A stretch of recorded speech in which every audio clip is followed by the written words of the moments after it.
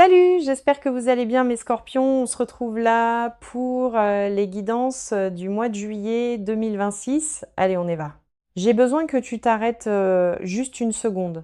Arrête tout ce qui se passe d'autre dans ton esprit en ce moment. La liste des choses que tu dois faire, l'inquiétude qui tourne en arrière-plan toute la journée, la chose pour laquelle tu n'arrêtes pas de vérifier ton téléphone, pose tout cela pour l'instant parce que ce que je m'apprête à partager avec toi mérite toute ton attention.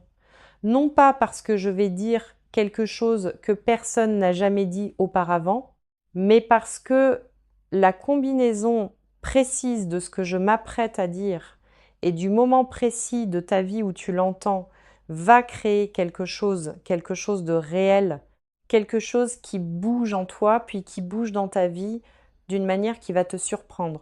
Et je n'utilise pas le mot miracle à la légère, je l'entends dans le sens le plus concret, le plus pratique, celui du cela arrive vraiment à de vraies personnes. Un miracle n'est pas quelque chose qui défie la réalité. C'est quelque chose qui dépasse tes attentes actuelles de la réalité de manière si significative que le seul mot qui convient est miracle. Et ta réalité est sur le point de dépasser tes attentes exactement de cette façon. Maintenant, laisse-moi te poser une question honnêtement. Quand as-tu cessé d'attendre de bonnes choses? Non pas quand as-tu cessé de les espérer. Tu espères encore, sinon tu ne serais pas là. Mais quand est-ce que l'espoir est devenu quelque chose que tu fais discrètement, en privé, avec une sorte de rapport gêné à celui-ci? Comme si tu savais que tu étais censé y avoir renoncé depuis longtemps, mais que tu n'arrives simplement pas tout à fait à le faire complètement. Pour certains d'entre vous, ce basculement est survenu après une perte précise, une relation qui s'est mal terminée, un effondrement financier dont la remise s'est révélée plus longue que ne l'a compris quiconque autour de toi, une trahison de la part de quelqu'un à qui tu avais confié quelque chose d'important. Pour certains d'entre vous, cela a été plus progressif, une lente accumulation de presque, de pas tout à fait et de proches, mais pas assez proches, qui a fini par recalibrer ta base d'attente vers le bas sans que tu prennes la moindre décision consciente de laisser cela arriver. C'est arrivé, tout simplement. De la manière dont l'érosion se produit lentement, invisiblement, jusqu'à ce que tu regardes le paysage et que tu réalises qu'il a l'air complètement différent de ce qu'il était, sans que tu puisses désigner un seul moment où le changement s'est produit, quelle que soit la version, qui est la tienne, la rupture nette et précise ou la lente érosion, je veux que tu saches quelque chose d'important. Ce recalibrage était une réponse de survie. C'était ton système qui essayait de te protéger et il t'a bien protégé, mais il a aussi créé un plafond sur ce que tu t'autorises à recevoir. Et c'est ce plafond que nous démantelons aujourd'hui, ici, maintenant, dans cette conversation. Parce que voici la vérité au sujet des miracles et de la raison pour laquelle ils arrivent à certaines personnes et semblent en contourner d'autres. Ce n'est pas une question de mérite. Ce n'est pas une question de chance au sens passif et aléatoire. C'est une question de réceptivité. Et la réceptivité n'est pas quelque chose que l'on possède ou que l'on ne possède pas. C'est quelque chose que tu choisis chaque jour. Dans un millier de petites décisions, rester ouvert ou rester protégé, tendre la main vers quelque chose ou te crisper contre cela, traiter une bonne chose inattendue comme réelle, ou chercher aussitôt l'explication qui la rend plus petite, plus sûre et moins susceptible de te décevoir si elle s'avère ne pas être ce qu'elle semblait. Certains d'entre vous choisissent la protection depuis si longtemps que l'ouverture leur paraît naïve, comme quelque chose que seules font les personnes qui n'ont pas été assez blessées. Je veux te proposer un autre cadre à ce sujet. L'ouverture après avoir été blessé n'est pas de la naïveté, c'est du courage. C'est le courage précis, difficile, qui coûte quelque chose d'une personne qui sait exactement combien l'espoir peut coûter et qui le choisit malgré tout. Ce n'est pas de la faiblesse. C'est la posture la plus puissante qu'un être humain puisse occuper. Et c'est la posture qui rend les miracles possibles, pas inévitables, possibles. Et le possible, lorsque les conditions sont réunies, devient réel. Les conditions dans ta vie sont réunies, elles le sont maintenant. Certains d'entre vous qui écoutez ceci êtes au milieu de quelque chose de si lourd que le mot miracle est presque cruel à entendre. Genre, oui, des miracles, super, très utile. Pendant ce temps, j'ai une facture vendredi, une relation qui s'effondre et un travail qui me pompe toute mon énergie. Et tu veux parler de miracle. Et je l'entends vraiment. La lourdeur est réelle. La facture de vendredi est réelle, l'épuisement est réel. Je ne vais pas contourner spirituellement tout cela avec de joyeuses prédictions sur la façon dont tout va s'arranger. Ce que je vais dire, c'est ceci. Le miracle qui t'est accessible n'est pas séparé du chaos. Il arrive à travers le chaos. Il arrive sous la forme de la résolution précise, des choses précises, qui sont actuellement les plus lourdes. Un mouvement autour de la facture arrive dans la situation financière. Un vrai mouvement, pas juste un correctif temporaire. La clarté relationnelle arrive d'une manière ou d'une autre, et la clarté, même lorsqu'elle est inconfortable, vaut toujours mieux que l'agonie prolongée d'une ambiguïté non résolue. Le travail, une porte s'ouvre qui est plus alignée avec ce que tu apportes réellement et avec ce que tu mérites réellement. Le miracle n'arrive pas malgré l'endroit où tu te trouves. Il arrive à cause de là où tu as été, de qui cela a fait de toi et de ce que tu es enfin vraiment prêt à recevoir. Voici ce que je veux que tu emportes avec toi pour la suite. Quoi qu'il t'ait amené ici aujourd'hui, quelle que soit la combinaison de circonstances, d'émotions, de désespoir silencieux ou d'espoir têtu qui t'a fait lancer cette vidéo précise en ce moment précis. Cette combinaison n'était pas aléatoire. Certains d'entre vous ont trouvé ceci parce que vous cherchiez quelque chose que vous ne pouviez pas nommer. Pour certains d'entre vous, ceci est apparu dans un fil d'actualité et quelque chose vous a fait arrêter de faire défiler. Certains d'entre vous ont reçu ceci de la part de quelqu'un qui a pensé spécifiquement à vous en le regardant. Peu importe la façon dont c'est arrivé. Le fait de son arrivée est le premier miracle. Le premier signal que ce qui vient est déjà en mouvement parce que c'est ainsi que cela fonctionne. Le déplacement intérieur, le renversement de la marée commence toujours par de petites choses inexplicables qui s'alignent avant que les grandes choses indéniables n'arrivent. Tu es en ce moment dans la phase du petit inexplicable qui s'aligne. Les grandes choses indéniables sont juste derrière. Maintenant, chère âme, je vais être précis.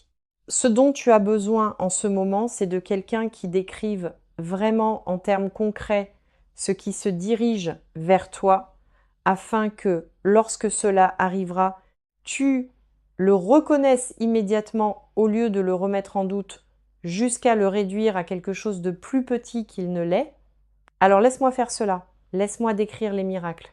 Et oui, je vais continuer à utiliser ce mot parce que je pense que les situations que je m'apprête à décrire le méritent, elles qui spécifiquement, réellement, en temps réel, entrent dans ta vie.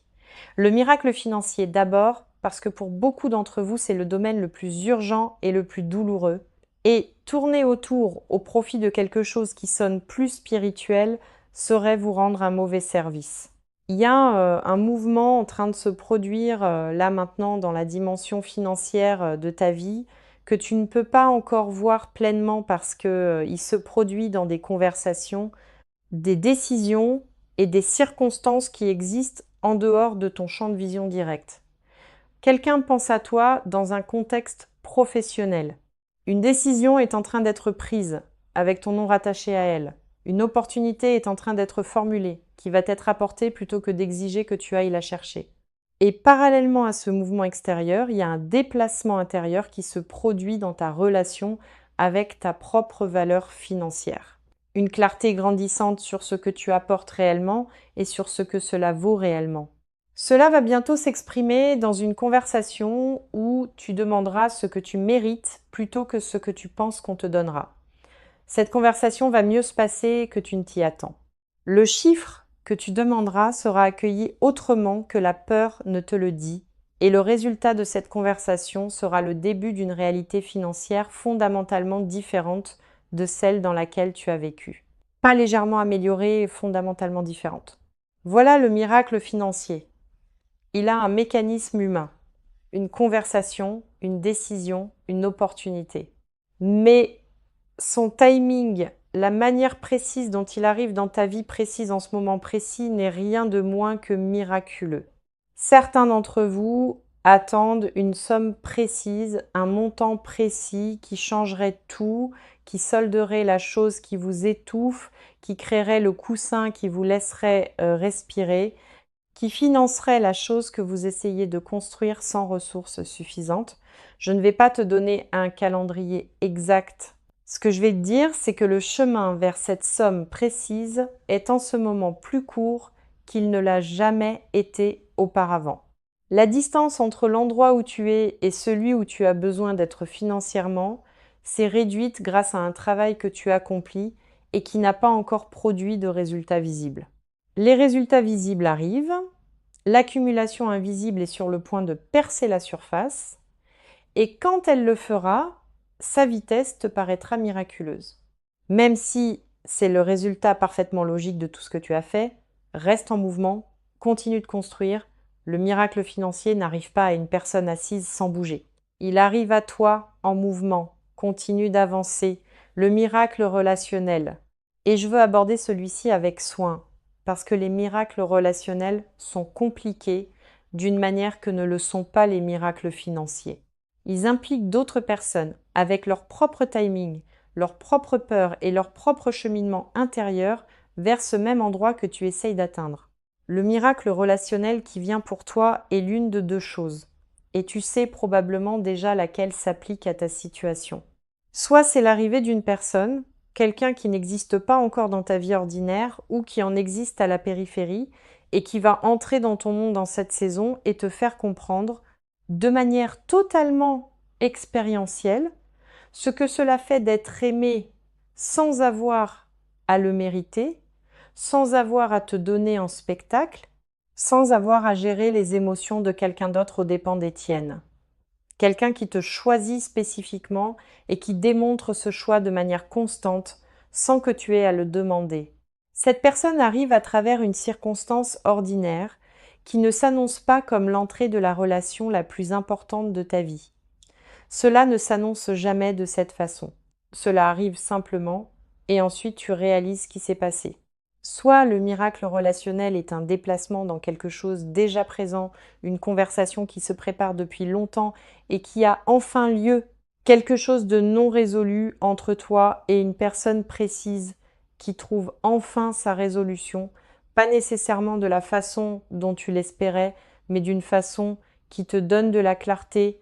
Et la clarté est toujours un miracle lorsqu'on a vécu dans l'ambiguïté. Certains d'entre vous attendaient qu'une personne précise dise une chose précise. L'attente a été épuisante. Ne pas savoir a été sa propre forme de douleur. Ce qui arrive, c'est la fin du ne pas savoir, une réponse.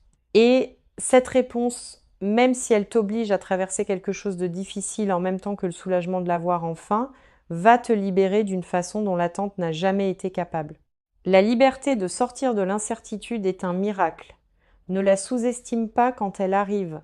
Pour certains d'entre vous, le miracle relationnel concerne une dynamique familiale.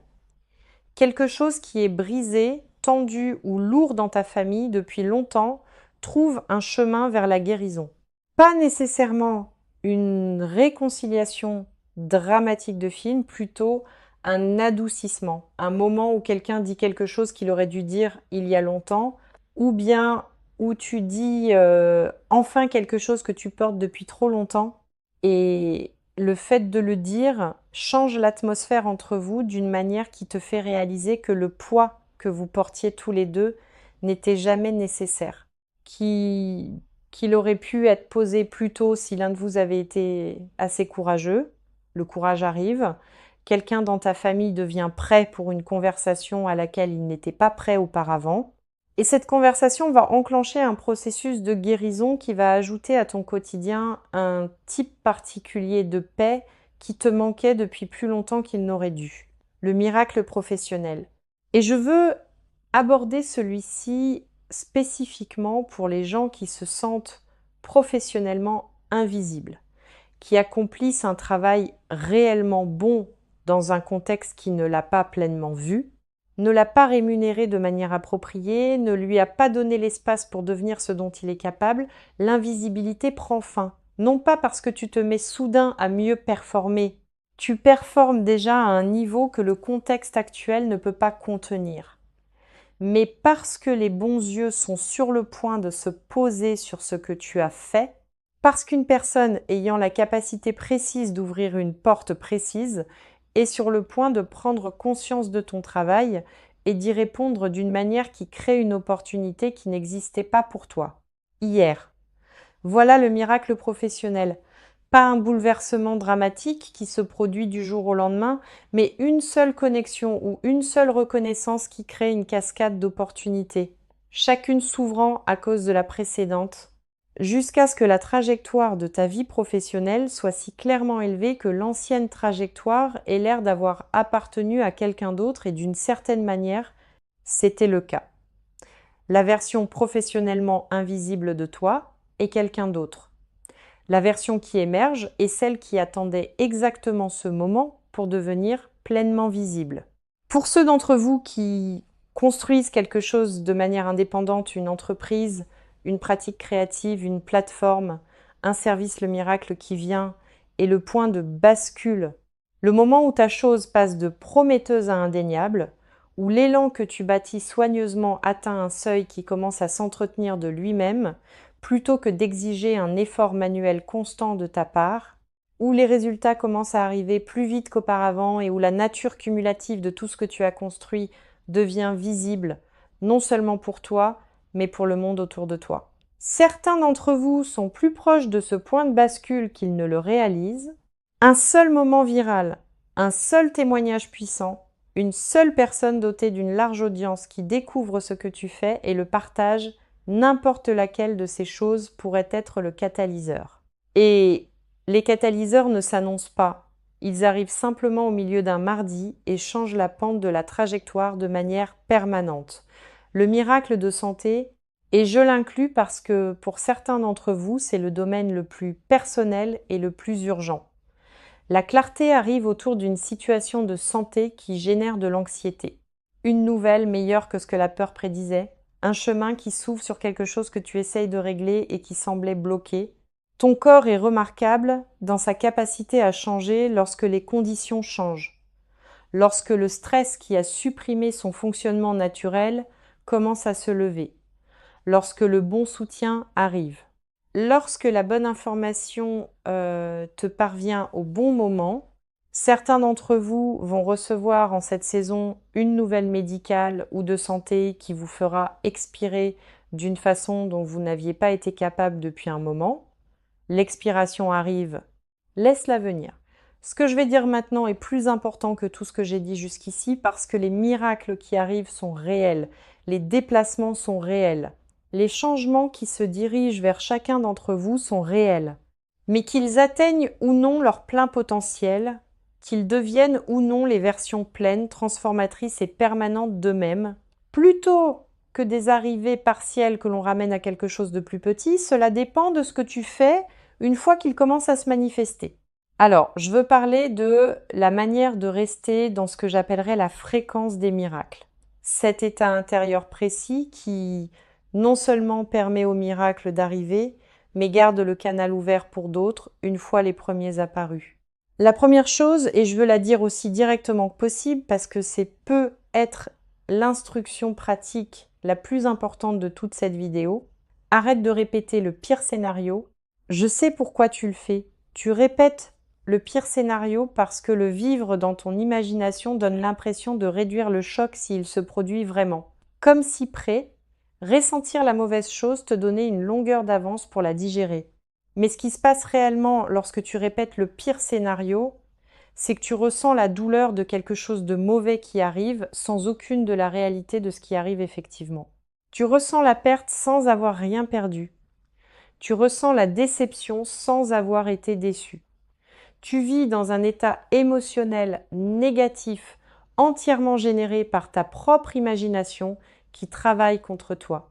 Et cet état, cette souffrance chronique, autogénérée, de faible intensité, lié aux mauvais résultats anticipés est incompatible avec la fréquence des miracles parce que la fréquence des miracles exige de l'ouverture et tu ne peux pas être ouvert et crispé en même temps. Ce sont des postures mutuellement exclusives. Chaque fois que tu te surprends à répéter le pire scénario, interromps-le, pas avec une positivité forcée, juste avec un retour à ce qui est réellement vrai actuellement en cet instant. Là, maintenant, en cet instant, qu'est-ce qui est réellement vrai?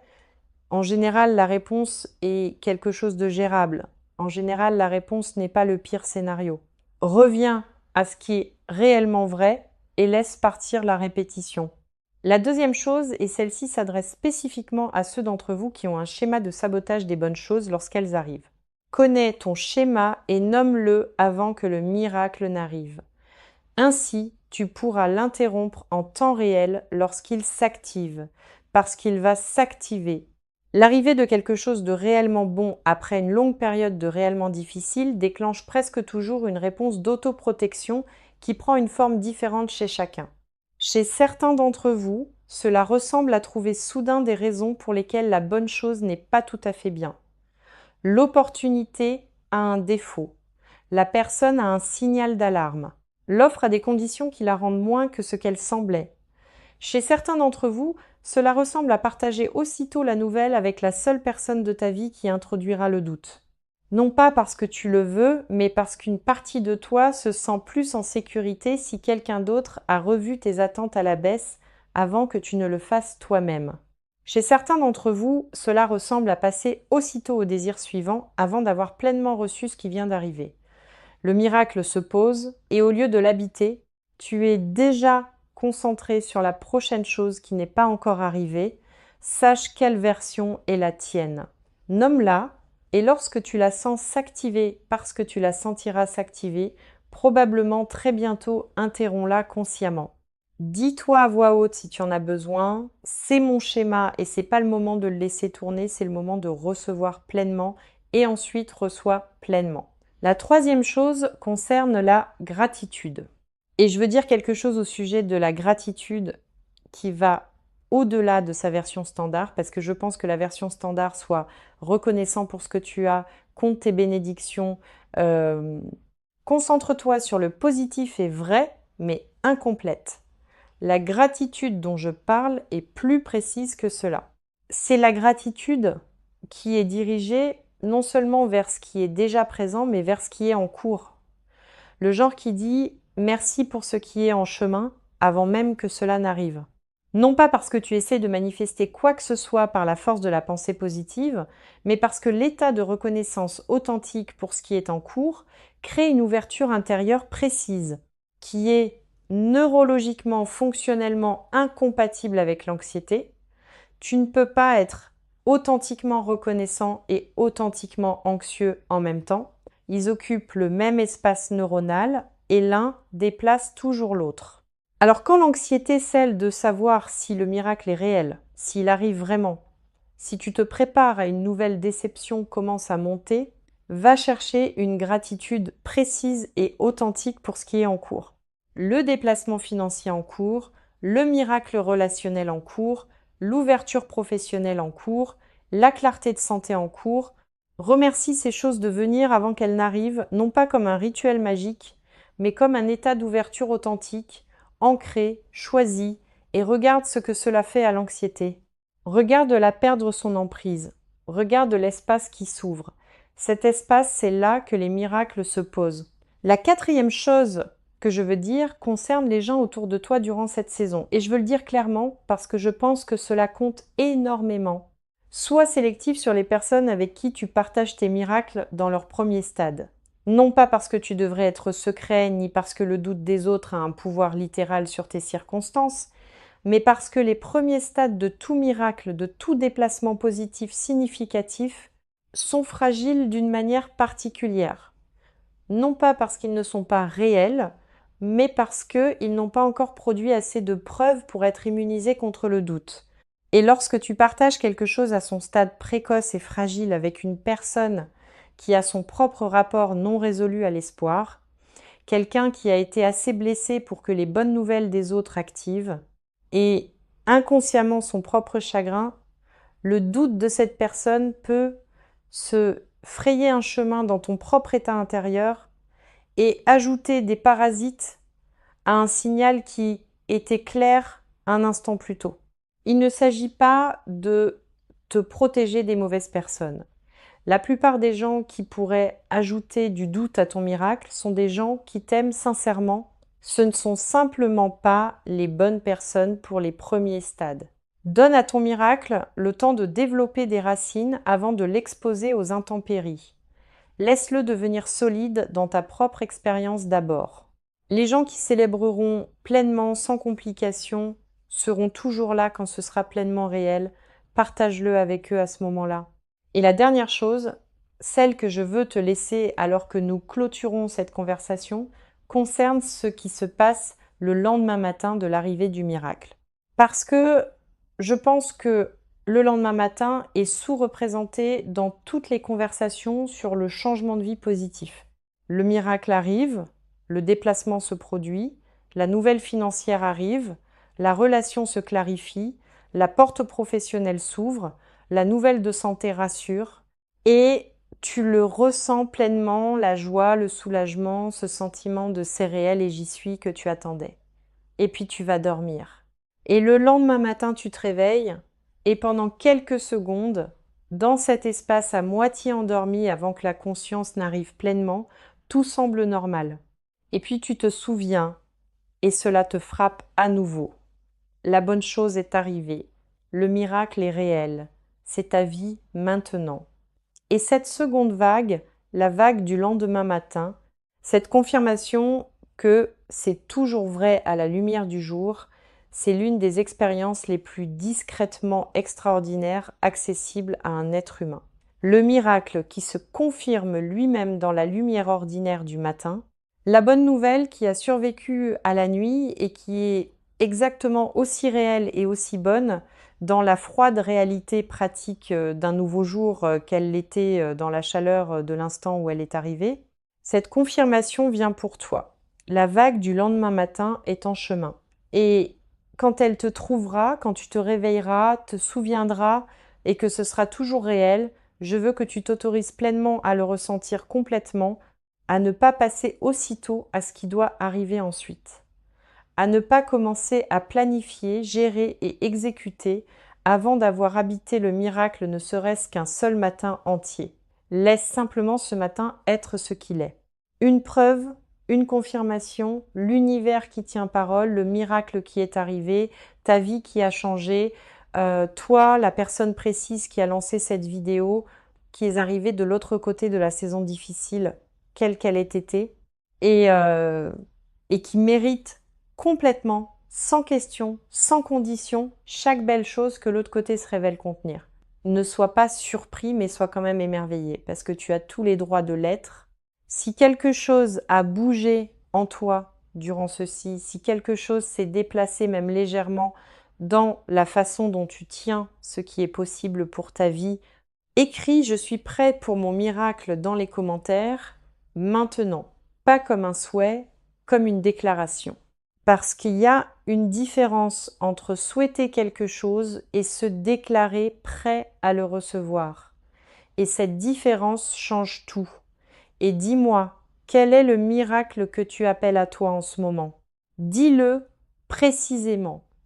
Dis-le à voix haute dans les commentaires parce que la chose que tu es prêt à nommer publiquement est la chose que tu es réellement prêt à recevoir.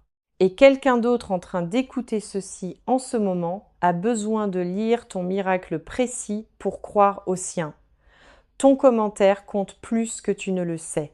Si c'est ta première fois ici, abonne-toi maintenant avant de fermer, parce que cette chaîne est l'endroit où de vraies conversations sur la vraie vie ont lieu régulièrement. Et la prochaine vidéo est déjà en chemin pour te trouver. Écris « Je suis prêt pour mon miracle ». Dis-le comme si tu le pensais vraiment. On se retrouve dans les commentaires.